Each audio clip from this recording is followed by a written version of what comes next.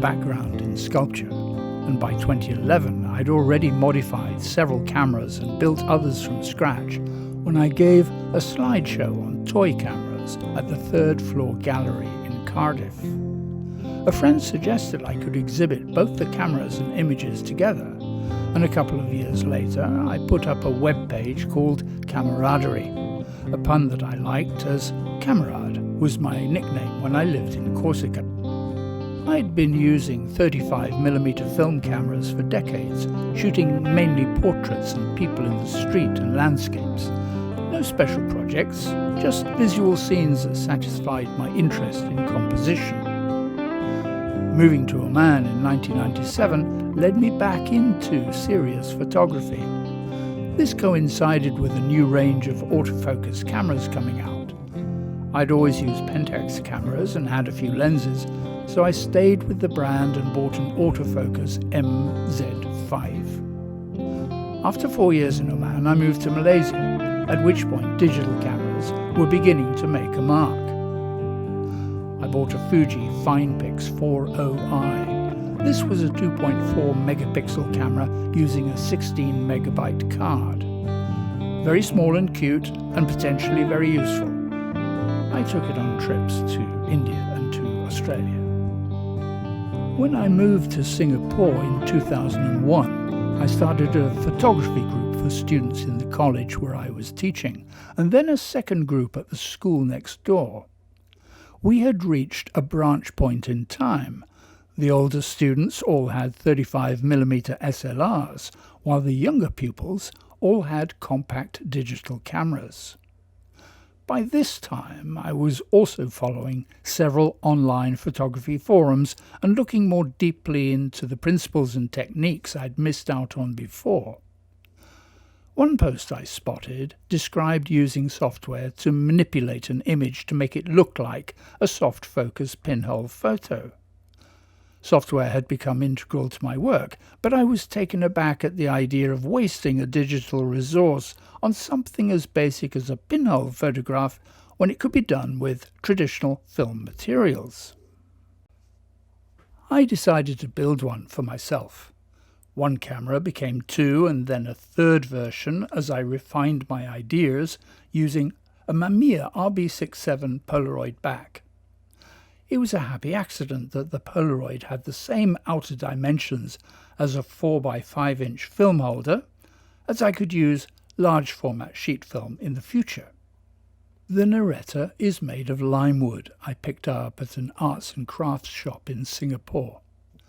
Research suggested that 90mm was a common focal length for large format cameras, so I made the Naretta as a 90mm pinhole camera.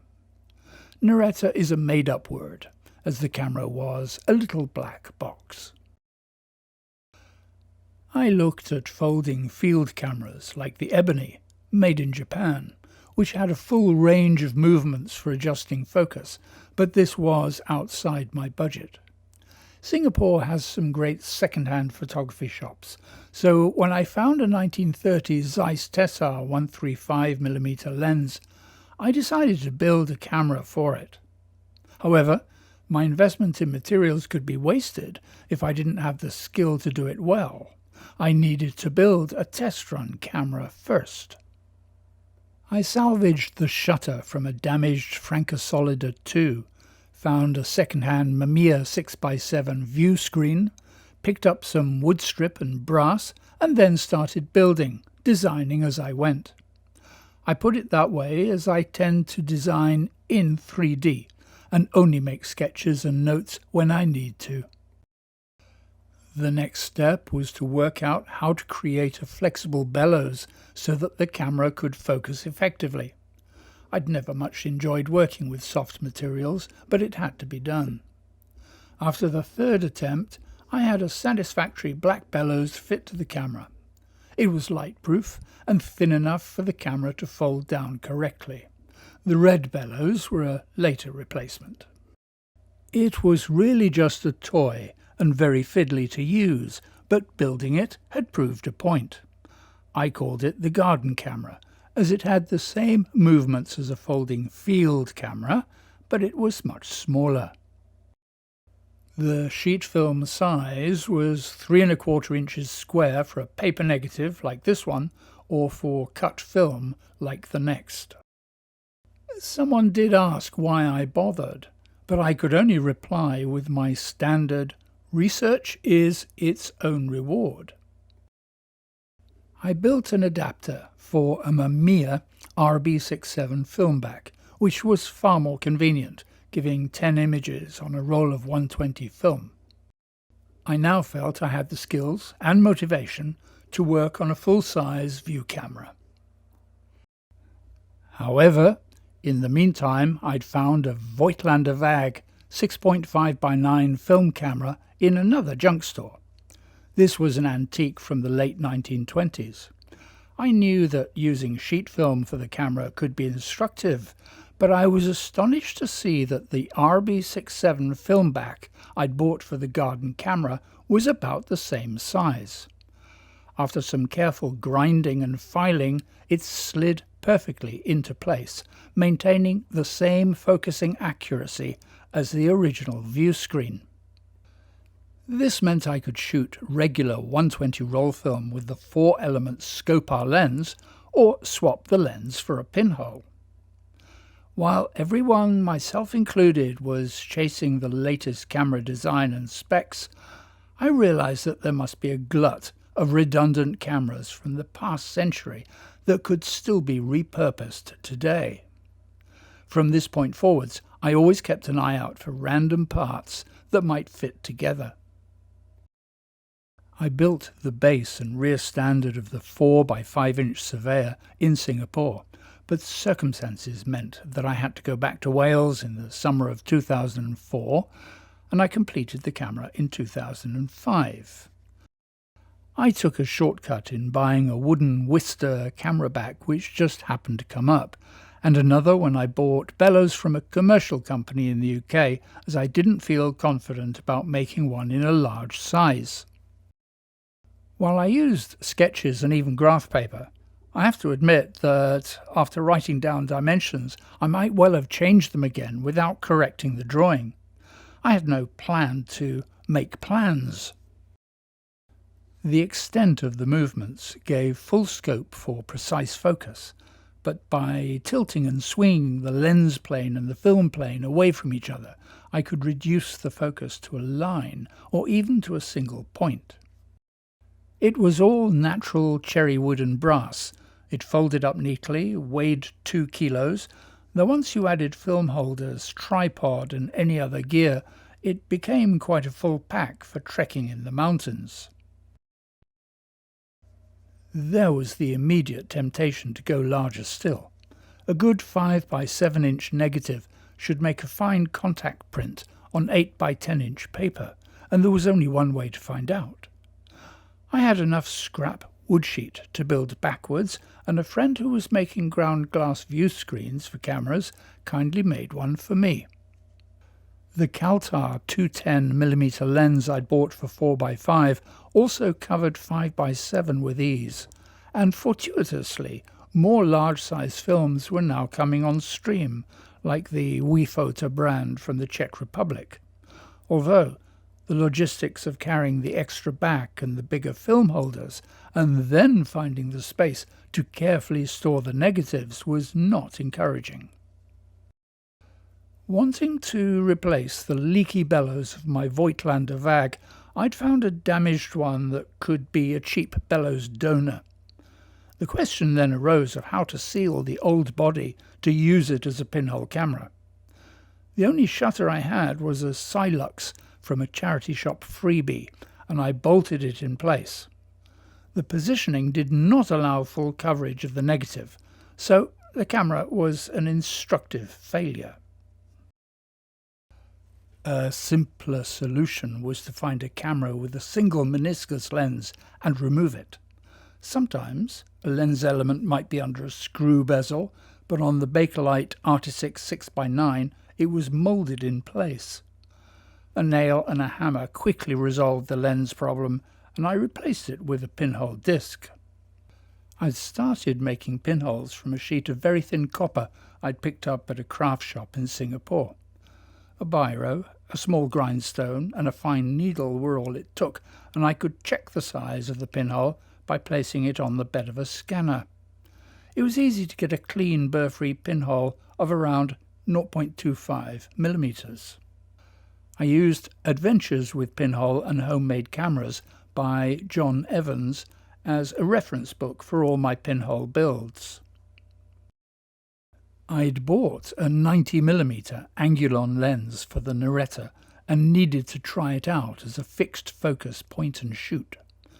The depth of focus was set by the aperture, and at f/22, everything from 3 meters to the horizon was in focus. A couple of years after joining the Flickr photo platform, I saw that many other photographers in South Wales had joined. A group of us got together to start meeting up regularly. On one of the days out, I took this shot. The silvery tones of HP5 were very nice. Just like with the Voigtlander VAG, where I'd sealed up the front to attach a shutter, when I found a Bessa 66 that had a badly marked lens, I decided to strip out the door struts and bolt the shutter onto the door. In this case, there was no obstruction in the light path, but either my exposure was too short or I made an error in developing the roll. The advantage of Pinhole, that everything is slightly in focus, is a disadvantage for some subjects, as differentiation within the image is so dependent on light and shadow.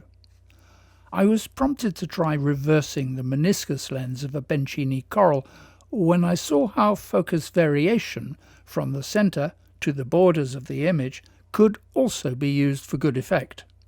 The single element lens was under a screw bezel. This does not offer the control of view camera movements, but it does add a touch of drama in a snapshot camera. There are expensive and cheap tilt-shift lens options available on the market, but unlimited tilt and swing movements on a digital APS-C sensor can also be crafted out of assorted parts. The macro rail is from the 1970s, and the bag bellows were homemade.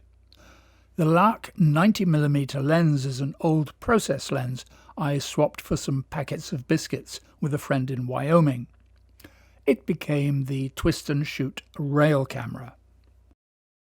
Bizarrely, I used it a few times for test shots and then left it in a cupboard for many years.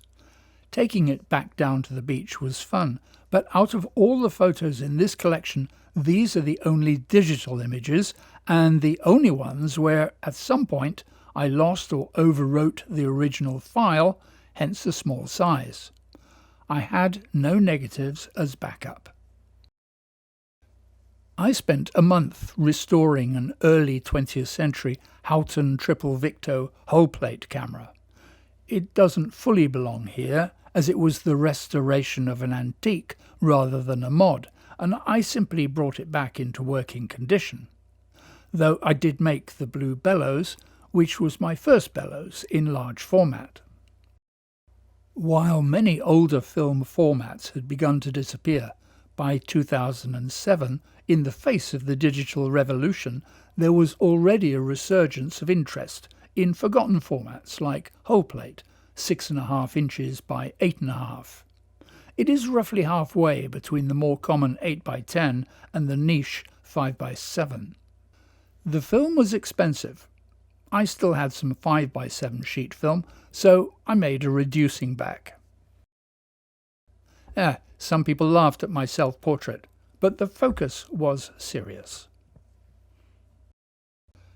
The Ensign Snapper was another camera with a poor lens, which I think came as a job lot box from a charity shop.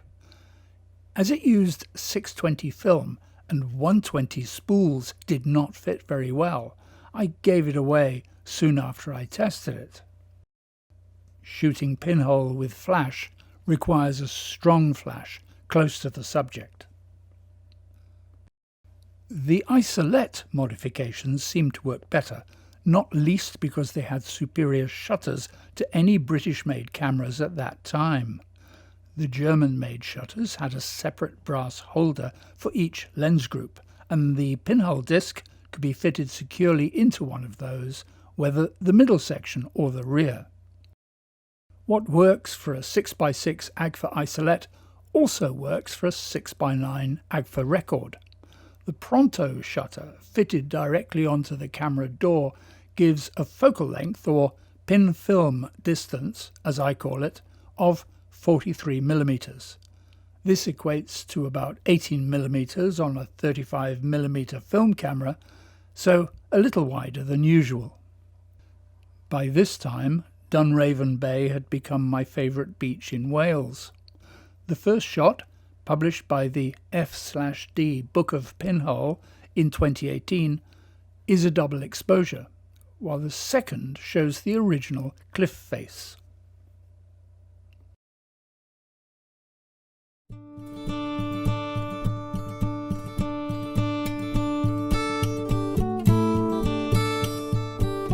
Mind you, my photography wasn't just using homemade cameras. Over the period I used Hasselblad, Rolleiflex, Leica, Pentax and other brands, including a couple of DSLRs.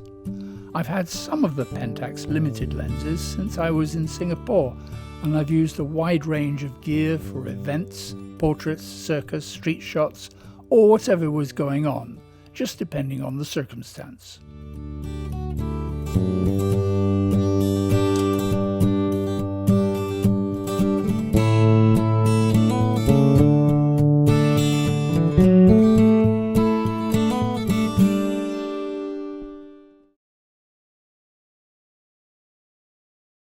I no longer had a 4x5" camera, and so the original 135mm lens I'd bought in Singapore was now redundant. I thought I'd make a camera specifically for the lens. Keeping the Naretta name as if part of a series, I called it the Naretta Rail. Anyone who spends a little time repairing cameras is likely to end up with a bin of parts that don't seem to belong anywhere. I had the front fork from a 1920s Houghton folding Cleto, a mini ball head, a rear standard from an earlier experiment, an old ground glass, a 1/4" thread socket and a broken tripod. Reuse, repair, restore, recycle, rebuild. Using a tripod leg instead of a standard focusing rail seemed feasible, but I needed some way of attaching the rear standard, hence the casting. I used a low-temperature, lead-free pewter. It does not have a high tensile strength, but is robust enough to bear weight and easy to fashion. The rest was regular aluminium strip from a hardware store. With the ball head on the front and tilt on the rear, I could selectively defocus where I wanted within the image. Both the rail and this one, the Naretta Micro, were the subject of a short essay called Recycled Parts. The front of the camera was the original pinhole mount of my first camera, but with a new back attached that could take either a 6x9 or a 6x7 roll film holder. I could fit either a Meniscus Lens or a pinhole. I took some meniscus shots of the Arik Mazarek Quartet at an exhibition opening at the third floor gallery in Cardiff in 2012. My basic design for a 4x5" rear standard had not changed much since I made the Naretta, and I had just enough cherry wood left over from making the Surveyor 1. The first rail had been landscape format, so I made a portrait version. At this point I was running short of brass strip, which constrained the design a little. The camera may have looked smart, but the extension was not adequate. The Surveyor 1 had been a folding 4 by 5 inch field camera with a rotating back, but I wanted to experiment with a flatbed camera with a small footprint. This did require some sketching, as I really wasn't sure if the design could work. However, the triple extension Surveyor 2 with its brass tongue could extend from 75mm to 300mm. And even though it was landscape only, it was practical, functional, and easy to carry at 1.5 kilos. Plus, it had all the tilt and swing I could want. I'd had some single meniscus lenses cut for me in Singapore that I'd used on the garden camera, but now, with some extra shutters I found at the Photographica Fair in London, I was able to use this 125 4.5 lens element on 4x5 sheet film. All the Meniscus Lens cameras I'd modified had little in the way of aperture or focus control. I figured these simple lenses might work better if I could get the right shutters and lens elements into a twin lens reflex with an interchangeable lens system. Only the Mamiya C series was suitable for that, and only the smallest Agfa Vario shutters were likely to fit. It all went together quite easily, and the Agnar rear lens elements were perfect for the job. I probably had more fun with this camera at the annual Cardiff Naked Bike Ride than with any other camera I used there.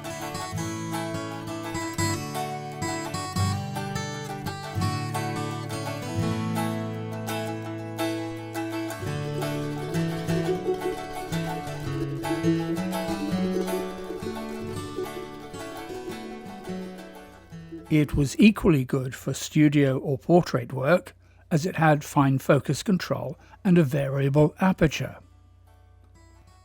If the Mamiya TLR had one fault, it's the weight.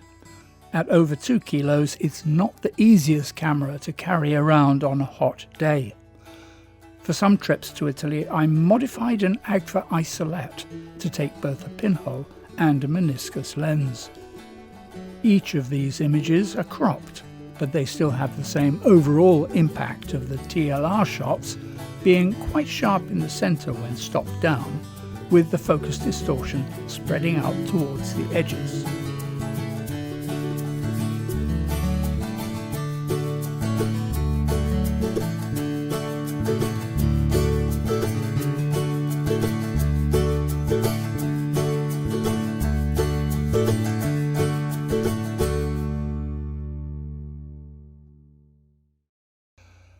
I'd shared my instructions for building the Naretta several times over the years, but just as I was on the point of being made redundant from my teaching job, someone asked me to make one for them. I had the space and the tools and would soon have the time, so I bought enough maple, cherry and brass to make a short run of them. The design and construction of the two-tone was broadly the same as the Naretta, but since I'd received a Graphmatic film magazine as a gift from the US some years earlier, and a Polaroid 545 film holder had arrived unexpectedly from a friend in Scotland, I determined to design a rear standard that could take any and all of the different backs available. The Polaroid 405 pack holder came to me on loan from Italy to complete the set.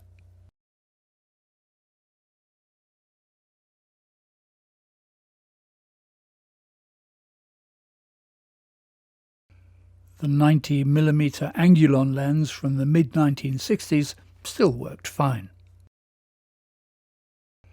Shortly after selling the Surveyor 2 flatbed camera, I wondered if I could make a lightweight rail camera. The focusing mechanism is usually the most tricky design aspect, but I came across some rail tracks for photo accessories, and placed upside down, the two of them functioned perfectly. The Surveyor 3 weighed just 1.6 kilos. Again, it was designed primarily for tilts and swings at both front and rear, but this time with a 500mm extension. I also designed a reversible back, so there'd be no argument over portrait or landscape format. The view screen was exactly the same design as I'd made for the Surveyor 2 and the two-tone, using maple stripwood. I took the camera to the Cardiff Naked Bike Ride that year, 2016, and shot a handful of portraits when the riders came back. I spotted a couple of photographers on Flickr, Howard and Delio Toe, making blender pinhole photos, rather extreme panoramas comprising 2 or 3 frames that merged together. I'd never been a great fan of any panoramic photography, but I had to give this a try. I began with 2 thick cardboard packaging tubes, with the base of the larger one fitting perfectly into the upturned base of an old desk lamp. The other parts were chosen to guide the 120 film smoothly around the centre and to seal it all from the light. I named it the Rotunda. It has an outer sleeve of double backing paper with 3 large holes in it to act as a shutter for simultaneous exposures. I turn the sleeve to the right and then back to the left when the exposure time is finished. I had to do this again for 35mm film, and given the wood-fronted design, I called it the Picket pinhole camera. I could vary the panorama by shooting 2 or 3 pinholes, one after the other. It needed some careful attention to ensure that the 35mm cassette and take-up spool would run smoothly, but with the right subject matter, it seemed to perform well.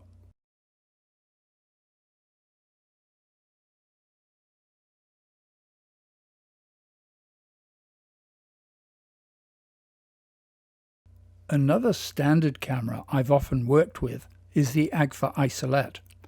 This one has a synchro-compa shutter and a Solinar lens. It's one of the better versions. The 1950s Agfas may well have had the best lens coatings among any folding cameras of the period, but they all need new bellows. I've made a few bellows for the folding cameras I've restored, and occasionally I get asked to make them for other people. A bellows has 3 layers: the liner, the ribs, and an exterior cover. With this one, the liner is plain black cotton sheeting, while the ribs are 150 GSM art paper. I cut them out and then paste them on with glue, trimming as necessary.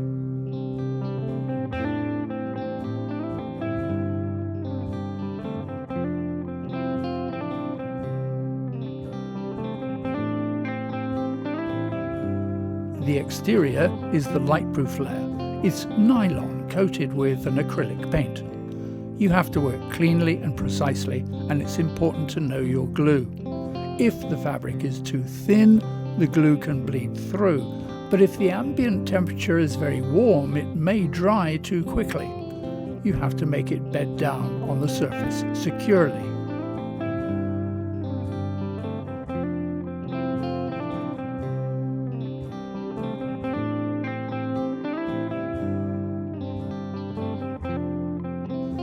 Once it's fully dry, you can fold it and trim the ends to fit. It requires an element of dexterity and a good thumbnail to work it into shape.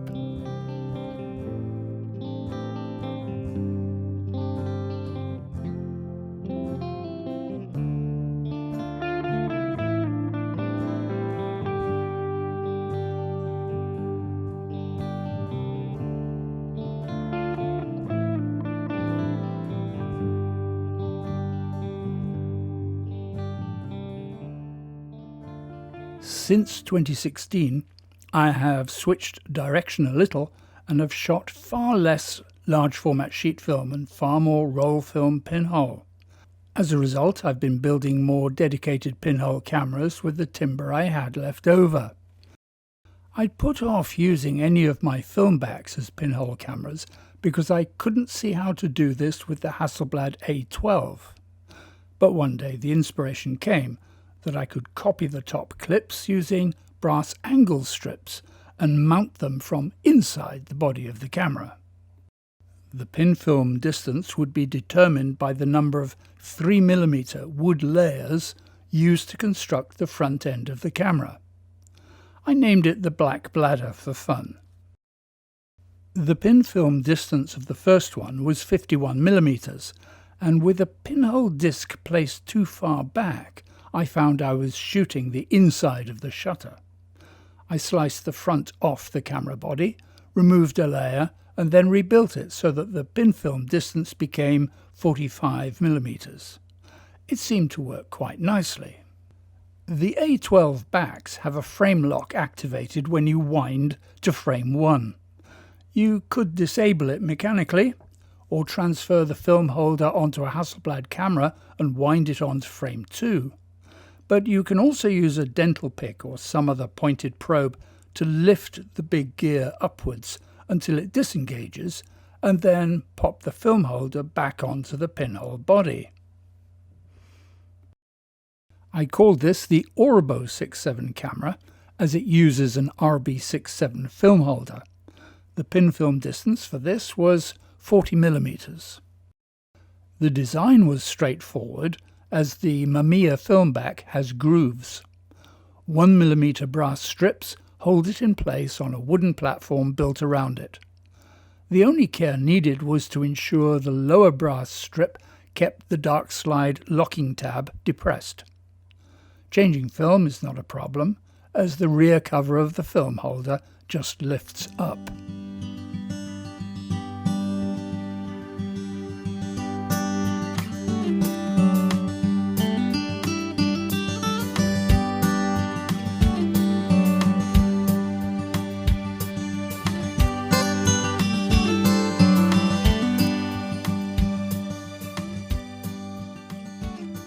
In principle, the Graflex 6x9 was just the same as the Oriboe, even though the Graflex 2.3 film holder was probably from 30 to 40 years earlier. This film holder had spent at least 10 years in a shed at the bottom of a Welsh garden.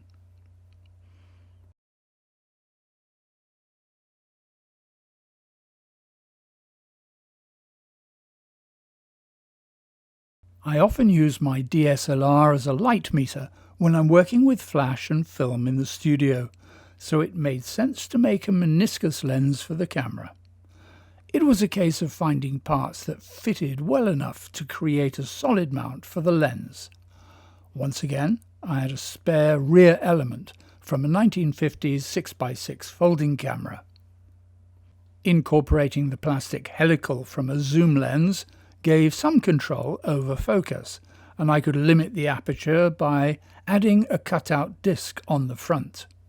For these shots, I used the Pentax MZ5N on aperture priority. A friend got in touch to ask if I could make a mobile darkroom box to take portraits. These are variously known as a camera aphorie or Afghan camera, or lambe lambe, or Cuban Polaroid, depending on where they are used. There are two types, so first we had to work out which would be most suitable. Maurizio Zapata in Sao Paulo, Brazil, had made both designs in the past, so I turned to him for advice. Claire Kern was planning a cycling tour with a bicycle trailer, so the internal focus model seemed a better choice as it allowed for a smaller box. This design also adapts well for making contact prints from negative sheet film, which could be sharper and quicker to produce than using a paper negative. The internal dimensions of the base are dictated by the size of the developing trays. I used 3mm plywood reinforced at each seam, and a removable hardwood frame to hold the camera at the front.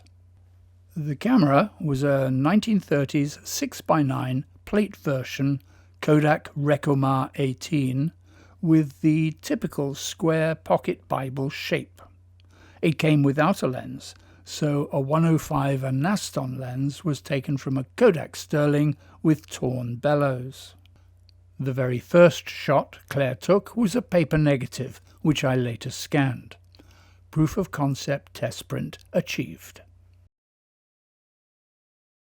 The Pinorama mod was not planned. I had bought the 35mm Praktica FX2 SLR online and discovered that a pin in the shutter speed selector had broken. The seller was apologetic, refunded my money, and told me to keep the camera anyway. I'd thought I'd probably use some parts from it before recycling the metal, but looking closer at the film gate, I saw an opportunity.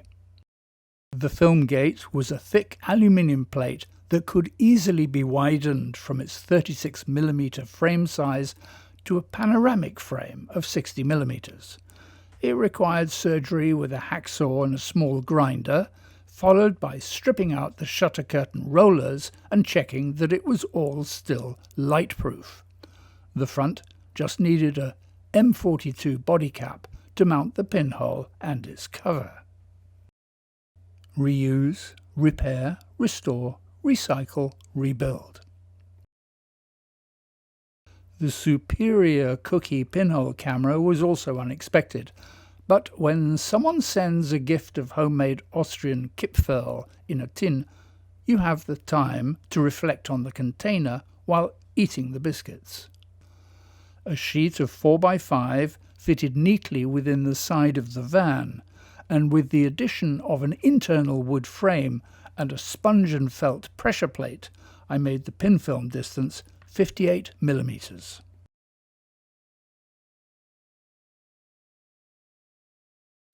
Having used each of my roll film backs to construct a dedicated pinhole, I realized that even the Graphmatic sheet film magazine could use its own front.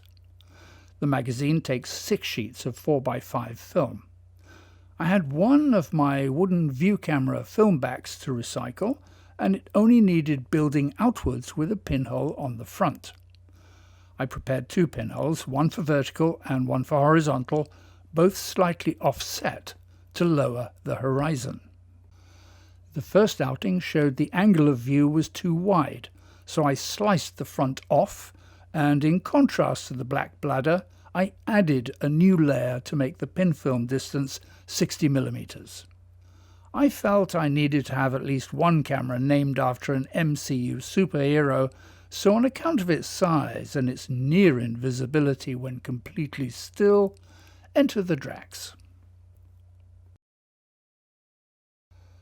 A friend had hacked a Russian rangefinder camera to make a pinhole camera with a pin film distance of around 17mm, and that prompted me to look for an alternative to simply hacking. I knew that self-contained film inserts for 35mm cameras had never been common, but I discovered the insert of the ADOX 300 had been quite successful as a film pack on the Leitz microscope, and they were quite cheap. The magazine has a dark slide, a winder, a frame lock and a frame counter, so it was a suitable candidate for some adjustments. I added a tripod mount on the base, mounted a pinhole and cover on the front, and named it the Paradox.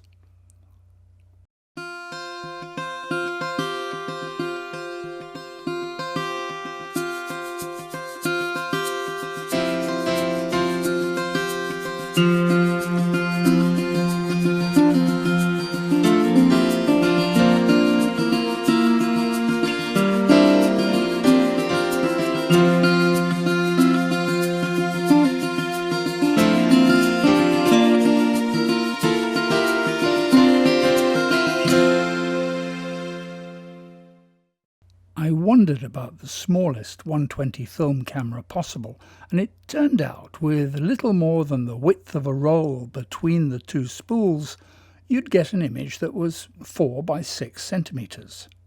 The exact framing would vary as the roll progressed.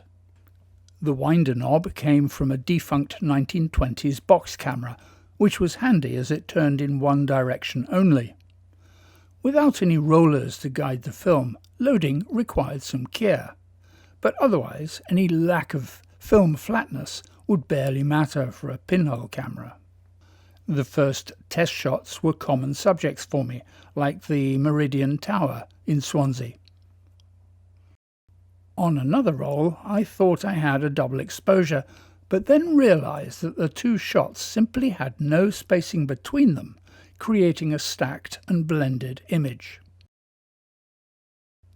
While the next camera was to be broadly the same as the previous Hasselblad A12 cameras, I started out with sketches again to make some slight corrections to the dimensions. I also wanted to go wider.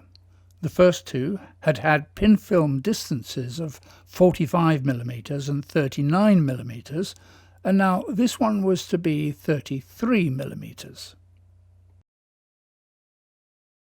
A friend had given me a redundant A24 back, so now it was easier to shoot 35mm cassettes, as the frame counter could take you up to around 20 panorama shots. The sketch is from 2003, when I first built the Naretta with an extension to 200mm. I ran a test with 2 film slits, but then put the cone away, as wide angle and close focus always seemed more satisfying. 16 years later, I began a project of shooting views of the River Towie in Wales. I put the cone back onto the Naretta and ran some test shots. The viewfinder on top doesn't give precise framing, but importantly it does show you where the centre of the image will be. Using a 0.5mm pinhole on a pin film distance of 200mm gives an aperture of f400. The long focus and the consequent long exposure had a marked flavour all its own. I wanted to go still wider with a Hasselblad film holder, so this one has a pin film distance of 27mm. And I wanted to stop using plain black. I discovered the lime-orange combination used for some characters in the Clangers animated series. If a camera could be a Clanger-blad, it meant this particular one could be a froglet. I took a shot of the layers of the camera before gluing and screwing it together. The relief bead for light-proofing the back was cut from card using a stencil cutter. It had to be quite fine, yet also very exact. The pinhole for this was 0.2mm and comes from Reality So Subtle, as it's finer than I can make accurately myself.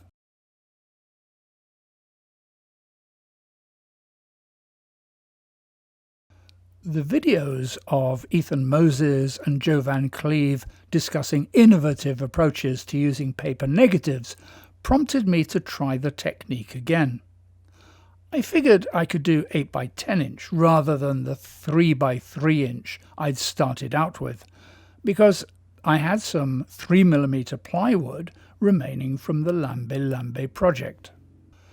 The camera back is a simple flap and latch closure that can hold one sheet, with the same double pinhole arrangement I'd used on the Drax. The pin film distance is 115mm, which is about as wide as a 16mm lens would be on 35mm. The name Rana, Italian for frog, stems from the much smaller froglet camera I'd just made. In time, I'll get more practice with paper negatives. Camera mod number 40. To be honest, I left one camera off this list, but it was simply adding rails to a Kodak 3C autographic to shoot it with 120 film. La Quarantena was altogether more interesting and complex. The name stems from the period, as I did the first sketches in February 2020 and only began to test it once the first COVID lockdown started to ease.